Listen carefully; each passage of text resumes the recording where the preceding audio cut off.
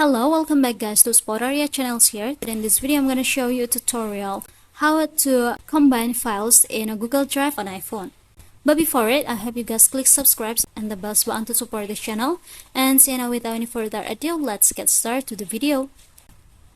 Well guys, firstly here you just have to go to your Google Drive, and for example here I'm gonna combine these files. Yeah guys, for example I'm gonna combine it.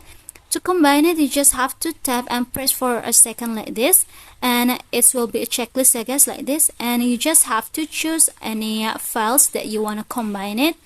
For example, I'm gonna choose this, and now tap on this three dots icon at the top right, and after you just have to go to this move options and choose your destinations. For example, here I'm gonna open my drive and I'm gonna combine it on this folder, I guess, on this random folder. Just tap on it.